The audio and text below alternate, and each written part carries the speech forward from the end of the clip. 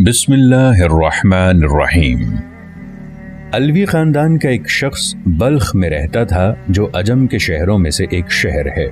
उसकी बीवी और लड़कियां थीं और अल्लाह ताला ने उन्हें हर किस्म की नेमतें अता की थीं। वो फौत हो गया तो अहलो अयाल को उसके मरने के बाद फ़कीरी और तंगदस्ती ने आ घेरा। चुनाचे वो बेवा अलविया औरत अपनी लड़कियों को साथ लेकर किसी दूसरे शहर चली गई ताकि दुश्मन के तानो तशनी से बचे। इत्तफाकन उनका निकलना भी सख्त सर्दी के मौसम में हुआ। जब शहर में दाखिल हुई तो अपनी लड़कियों को एक गैर आबाद मस्जिद में बिठाया और खुद उनके खाने के बंदोबस्त के लिए शहर चली गईं। उसका गुजर दो जमातों पर हुआ। एक जमात तो एक मुसलमान के पास जमा थी और वो शेखुल बिलाद था यानी मेयर, और दूसरी जमात एक मजूसी के पास जो कि उसका नायब था। पहले तो गई मुसलमान के पास और उसको अपना हाल सुनाया और कहा कि मैं एक अलवी शरीफ खानदान की औरत हूँ और मेरे साथ यतीम लड़कियां हैं जिनको मैंने एक गैर आबाद मस्जिद में बिठाया है और आपसे आज की रात का खाना मांगती हूँ। उसने कहा, कोई गवाह ला मेरे पास कि वाकई तू अलवी खानदान की औरत है। उसने कहा, मैं एक अजनबी औरत हूँ, इस शहर में मुझे कोई नहीं जानता। चुनाचे उस शेखुल बलद ने मुंह मोड़ लिया और वो औरत शिकस्त दिल होकर चली गई।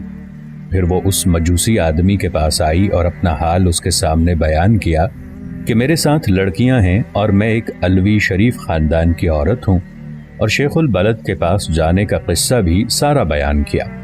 वो मजूसी फौरन उठा और अपनी औरतों को भेजा कि इस औरत को इसकी लड़कियों के साथ मेरे मकान पर ले आओ।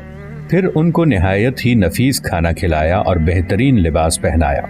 जब आधी रात हुई तो शेखुल बलद ने ख्वाब में देखा कि क़यामत कायम हो गई है और रखा गया है झंडा नबी करीम सल्लल्लाहु अलैहि वसल्लम के सर पर, और एक महल है सब्ज याकूत का जिसके किनारे याकूत के हैं और इसमें मरजान के याकूत जड़े हुए हैं।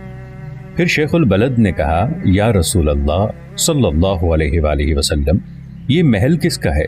आप सल्लल्लाहु अलैहि वसल्लम ने फरमाया, ये एक मुसलमान के लिए है। तो उसने कहा, या रसूल अल्लाह, मैं मुसलमान हूँ। तो आप सल्लल्लाहु अलैहि वसल्लम ने फरमाया, मेरे पास गवाह ला कि वाकई तू मुसलमान है। वो ये सुनकर हैरान रह गया तो फरमाया, नबी करीम सल्लल्लाहु अलैहि वसल्लम ने, वो औरत अलविया जब तेरे पास आई थी तो तूने भी तो यही कहा था कि मेरे पास गवाह ला कि वाकई तू अलविया औरत है। सो इसी तरह तू भी गवाह ला आ मेरे पास कि वाकई तू मुसलमान है। जब ख्वाब से बेदार हुआ तो निहायत गमज़दा और परेशान था। बेदार होते ही दरियाफ्त किया कि वो औरत कहाँ है।